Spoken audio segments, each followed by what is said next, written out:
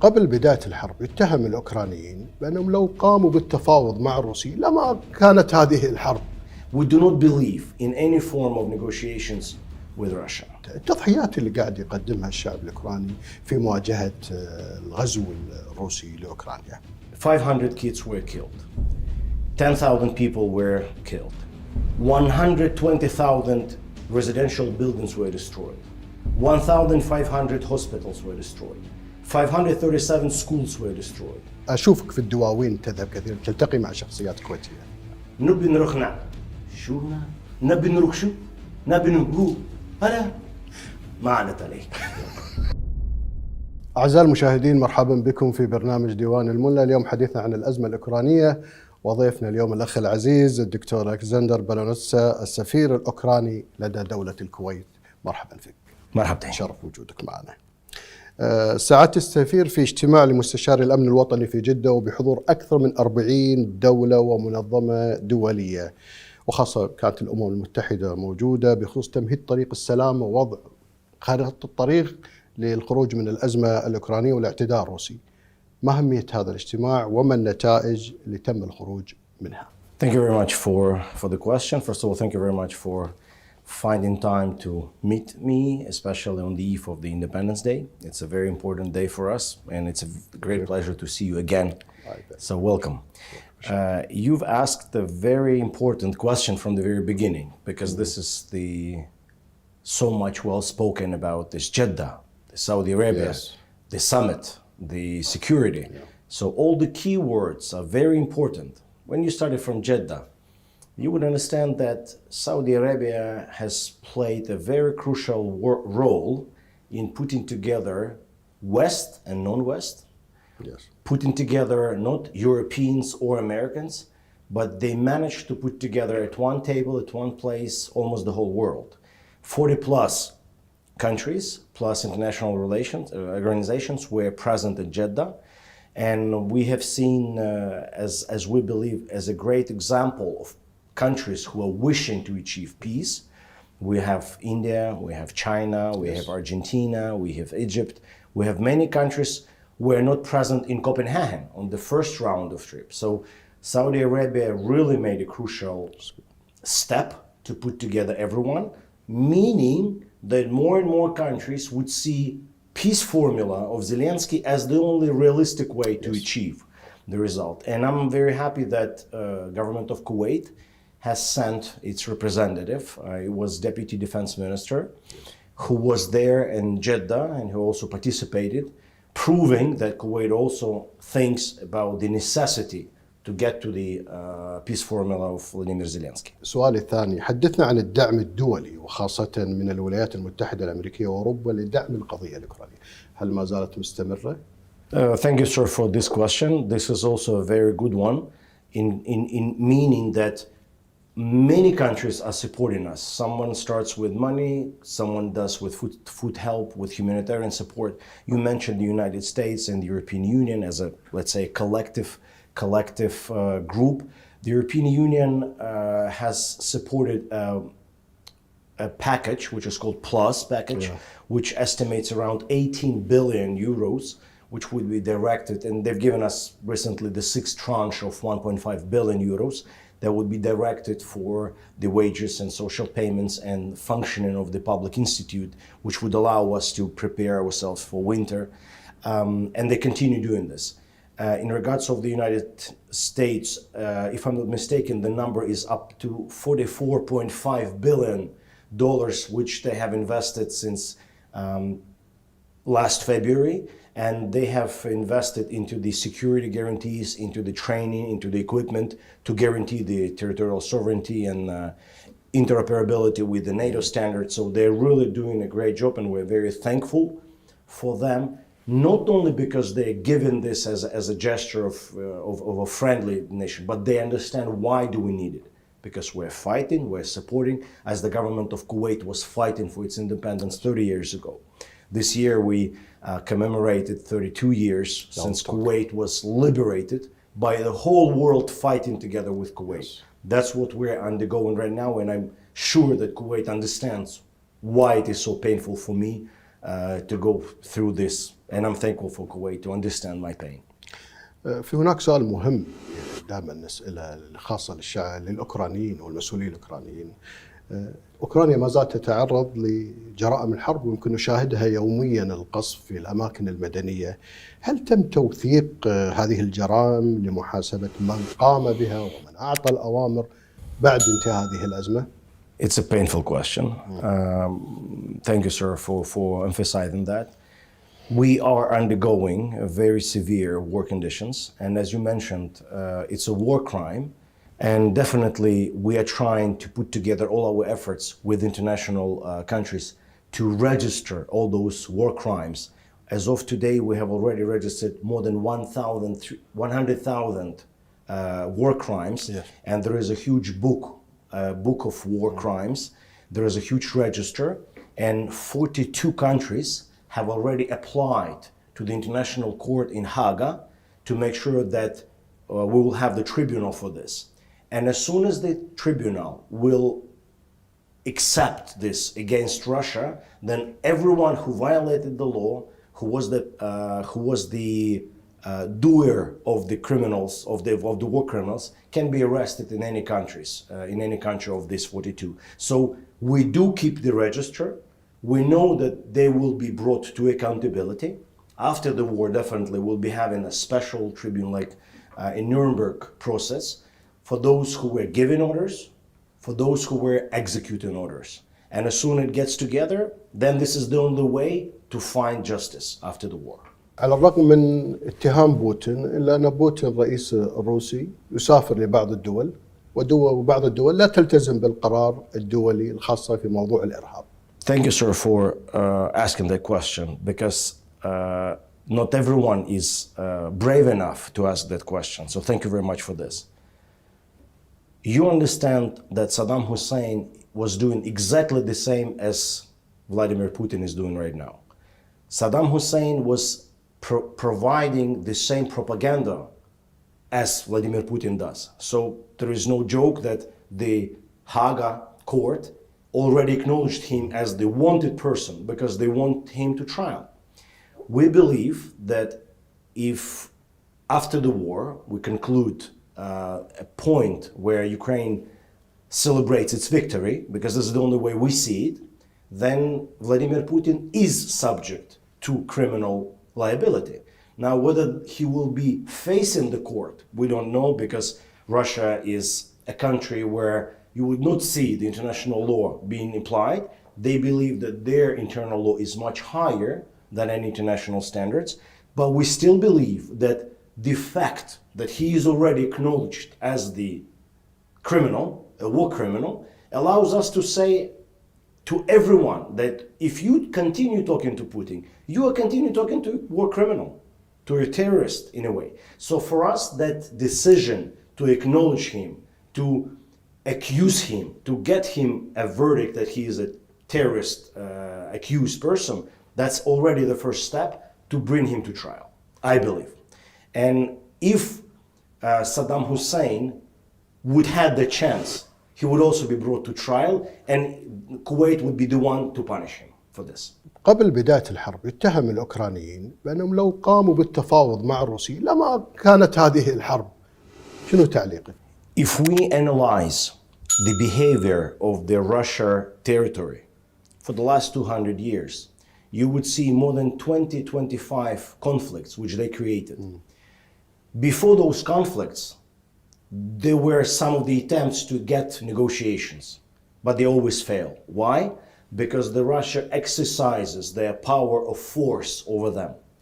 One of the German military leaders, Bismarck, and the Prime Minister, he would say that we would not even honor the paper of the agreement if it is signed with Russia, because they would violate the agreement. We do not believe that even if we had the conversation, there would be no war. Yeah.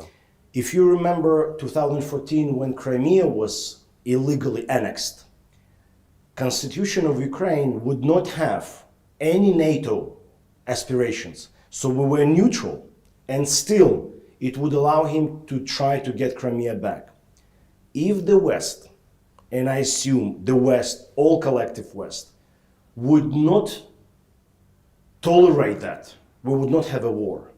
But since Europe said, okay, you don't want to provoke Putin, it's better to talk, you better not to fight back, that came to the war in 2022. So we are having the war not since February 22, but since February 2014, 9 years. And we do not believe that if we wanted to talk, they would really would use this opportunity not to fight us in a severe form. We do not believe in any form of negotiations with Russia. سعادة السفير، ما رأيك بالدعم الكويتي لأوكرانيا ودور السفارة الأوكرانية خاصة في تعزيز الثقافة الكويتية الأوكرانية والتقارب الكويتي الأوكراني؟ Thank you so much for the question. I will start with the second part because that's what we started our activities back in June 2019 when I arrived to Kuwait. It's already been 4 great years in Kuwait. Even the fact that we had COVID and all the activities were frozen, and then we had 547 days of war, but we still, embassy is very active, as you know it. Yeah. And we started working with the cultural projects. Even the background that we chose today was presented during the first week of Ukraine in Kuwait, where we wanted to show what is Ukraine. Ukraine is innovative, smart, professional, creative, trustworthy, artistic. We wanted to show an open Ukraine to Kuwait.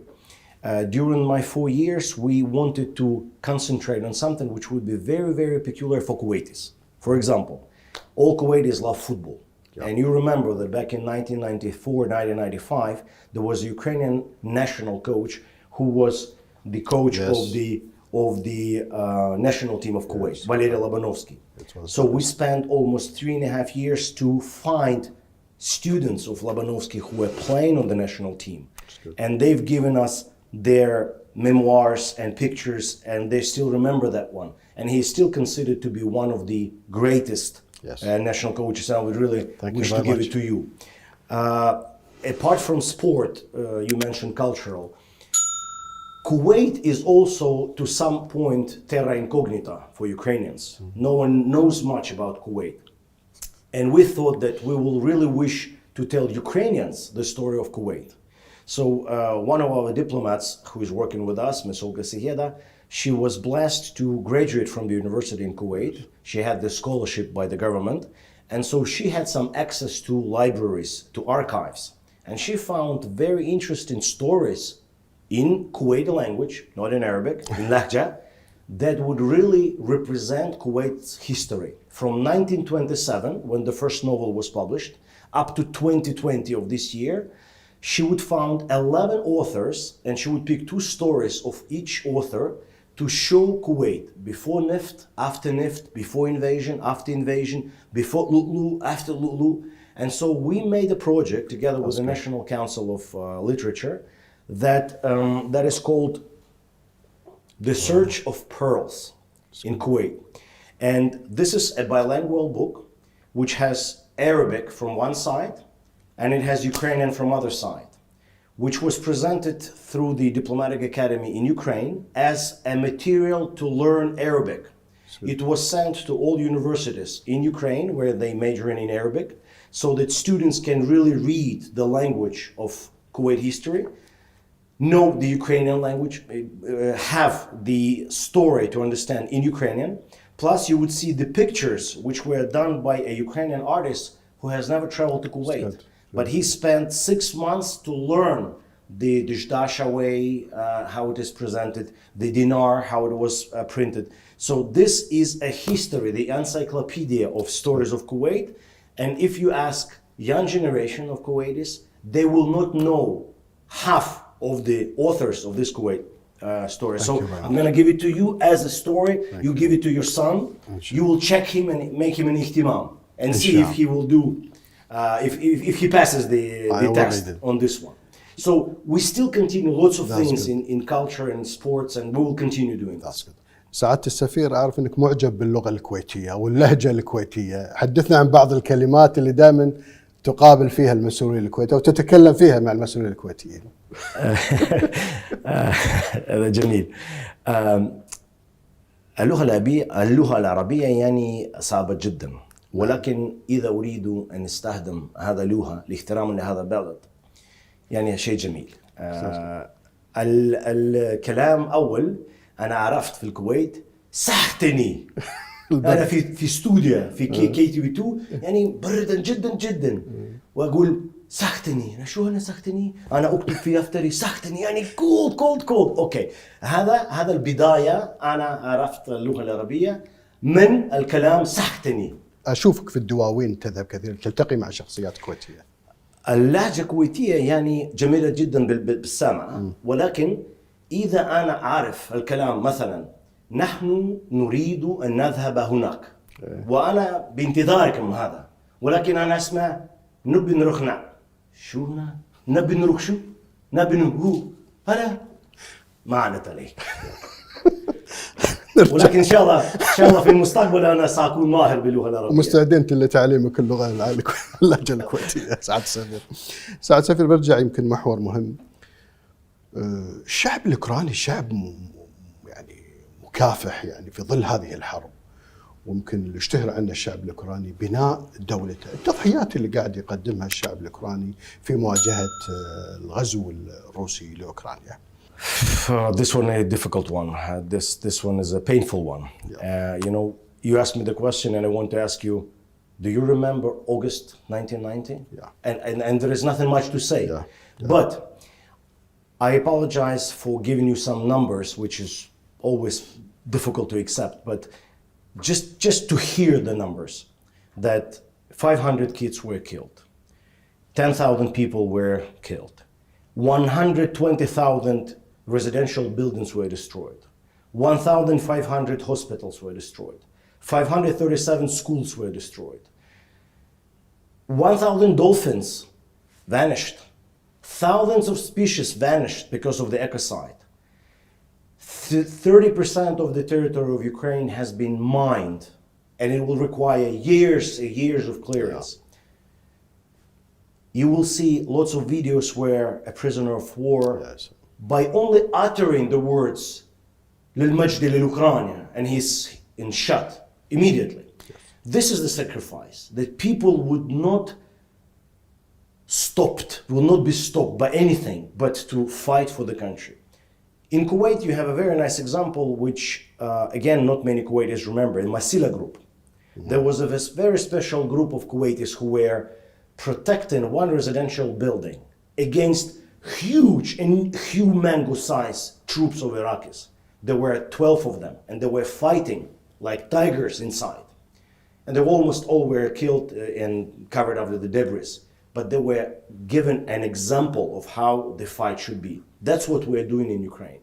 We are fighting to preserve our ethnical identity, to have our professional pride, honor, to have our right to live. And today we are commemorating the International Day of Memory and Commemoration of the victims of the terrorism attacks.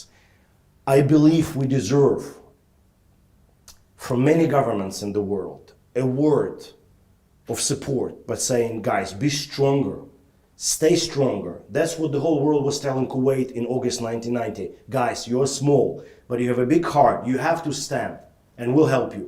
So that's what we're doing now. We are standing strong together. Kuwait has launched humanitarian support for Ukraine last year by sending 2 planes of humanitarian support. This year, we're expecting the generators that will come. We will definitely ask Kuwait to provide us more support because, as you know, Vladimir Zelensky met Sheikh Mishal in Jeddah in May, and it was a very nice meeting where we believe that we still have a chance of getting more humanitarian support. So Kuwait knows what Black Thursday is.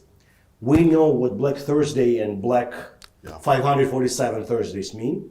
We will continue to fight. And we will celebrate our victory together in Crimea. سعد السفير، السؤال الأخير، الكلمة الأخيرة التي تود التحدث فيها بخصوص اقتراب ذكرى السنوية 32 لاستقلال أوكرانيا. الآن ودنا نسمع كلمة وهي موجهة إلى العالم. Stand with Ukraine. Ukraine is not just a country. Ukraine is history. Ukraine is pride. Ukraine is dignity. Ukraine is exclusive. Ukraine will prove that they have the right not only to preserve their identity, but to be the guarantor of the food security, of the international security, of the international law provisions. Ukraine has been and Ukraine will be strong, powerful, independent, and united. Thank you very much for Kuwait for supporting us in this. سعادة السفير، شكرا لك على هذا اللقاء، وإن شاء الله يكون اللقاء القادم للاحتفال بانتصار أوكرانيا وخروج القوات. شكرا جزيلا على المساعدة، على وقتكم أيضا. مشكور. يشرفنا. مشكور. أعزائي المشاهدين، وصلنا لنهاية برنامج ديوان الملة. مع السلامة.